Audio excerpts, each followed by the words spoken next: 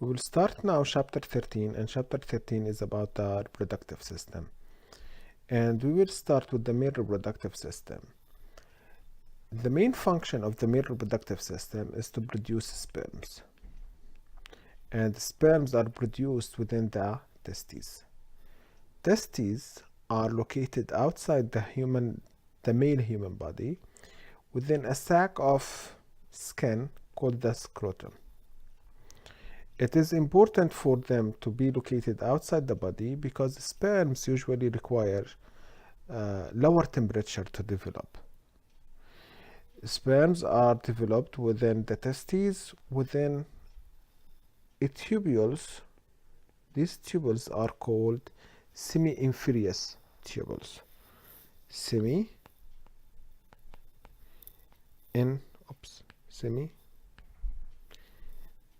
Inferius tubules. This is you. So these tubules are here within the testes. Once the sperms are motile, meaning that they can move, they are stored in another area called the epididymis. Here, this is the epididymis. So sperms will move from the testes to the epididymis. And once these sperms are ready to be ejaculated, they will move it through a tubule called the ductus deferens to the ejaculatory duct. So sperms are produced within the testes, stored within the epididymis, then moved to the ejaculatory duct through the ductus deferens. And from the ejaculatory duct, let me find it here, this one, to the penis or through the penis, that would be the pathway of the sperms. So it would be the semi-inferius tubules or within the testes, then the epididymis, the ductus deferens, the ejaculatory duct, then through the penis. This is the pathway of the sperms in order to leave the body. Now, along with these structures in the male reproductive system, we have accessory glands that they will help sperm to survive. We have seminal vesicles. Seminal vesicles secrete fructose, which is providing energy for the sperm. So this is the type of sugar that will provide energy for the sperms. And they also produce and secrete most of the semen, which is the fluid that sperms are swimming within. Then we have the prostate gland. The prostate gland secretes watery alkaline solution to raise the vaginal pH.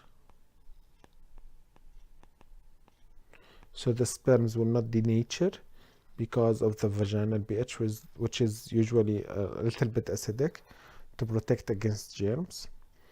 We have the third gland, something called bulbourethral gland. This would secrete lubricating mucus, and also it cleans the urethra. So the sperms, when they are passing there, they also like passing through a clean urethra. So there is no acidic or ammonia there that would interfere with their function. So these are all the accessory glands. 1, 2, 3. All of them are having different functions and contributing differently to the male reproductive system. This is a table that would summarize the organs and the glands. What does each of these organs do, their general functions, and the accessory glands with their general function. Now, for the sperms to be produced, we need some hormones. And technically, the other function of the male reproductive system is to produce this hormone, the testosterone. This is the steroid hormone that is produced by the interstitial cells in the testes. These cells are located between the semi-inferior tubules.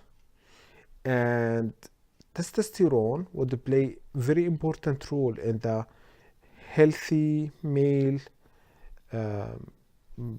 body and reproductive system functions, because it controls the growth and function of the male reproductive tissues, stimulates aggression and sexual behavior, controls development of secondary sexual characteristics. It will determine the rate of sperm formation. Technically, without testosterone, there are no sperms production, there is no sperm formation, there is no secondary sexual characteristics, there is no growth, there is no function of the male reproductive system. So testosterone is very critical hormone, and it has been also abused by athletes and muscle builders. This video summarizes the male reproductive system. Please watch it. I will stop the video here, and when we come back, we will talk about the female reproductive system.